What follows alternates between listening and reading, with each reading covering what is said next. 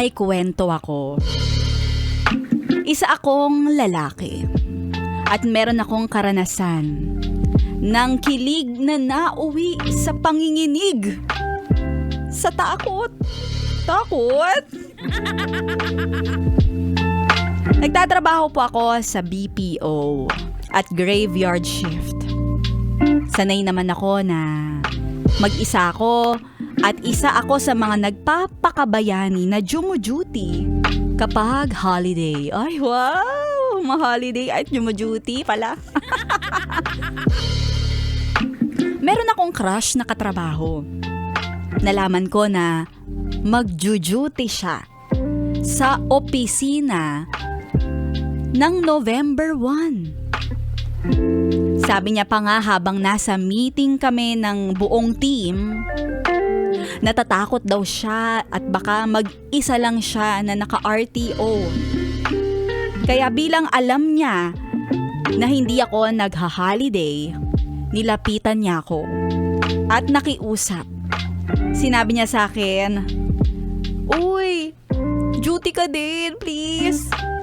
Para may kasama naman ako." Ay, oo naman ako syempre.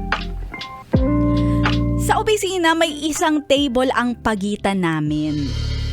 Pero para hindi kami masyadong makaramdam ng takot dahil masyadong tahimik, nag-uusap kaming dalawa habang nagwo-work. Kwentuhan lang.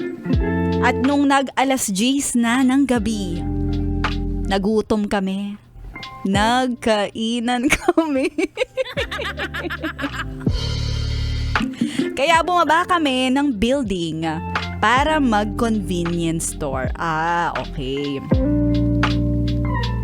Midnight snack. Alas 10 pa lang yun Tapos pag-akyat namin, balik sa opisina, biglang napasigaw ang crush ko.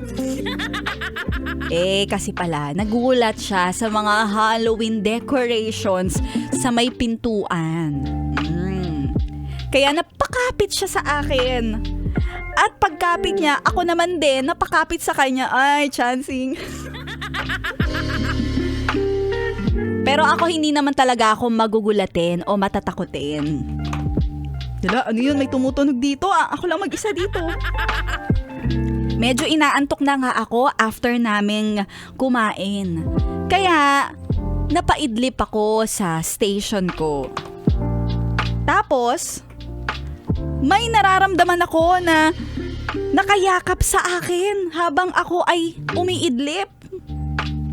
Sa antok ko, hindi ako magising-gising. Iniisip ko na lang na baka yung katrabaho ko yun. Siya yung yumayakap sa akin. Baka natatakot na naman siya. Kaya pinapabayaan ko na lang siya. Tapos sa pagkakaalala ko, kumakanta pa siya sa tenga ko habang nakayakap. Siguro para matanggal yung takot niya. Kaya napapakanta-kanta siya. Kantatera siya. Pero hindi talaga ako makabangon. Ang bigat ng pakiramdam ko at antok na antok ako. Alam ko na, siguro kumain ka ng noodles na mataas ang sodium level. Nung nagising ako, bandang alas 12 ng hating gabi. Mag-isa na lang pala ako. Tapos yung kasama ko na crush ko, umuwi na pala at nag-half day lang. Ayan, sinasabi ko sa inyo. Nag-iwan pala siya ng message na hindi niya na daw ako ginising dahil ang sarap ng tulog ko. At nung nagkita kami ulit, tinanong ko kung nahihiya pa nga ako eh. Nung nakahiga ba ako? Ay, nakahiga. Nakayakap ka ba sa akin habang tulog ako? Ang sabi niya, Hindi Kasi nag-CR daw siya. Kaya naman hindi ako mapakali dahil hindi ako pwedeng magkamali. Kaya sa CCTV namin, nag-check ako. At natakot ako. Natakot ako sa nakita ko dahil mag-isa lang ako. Tigilan mo yan. Tigilan mo yan. At wala pala ako talagang kayakap. Hindi ako titingin talaga. Hindi ako titingin sa TV. Joshua.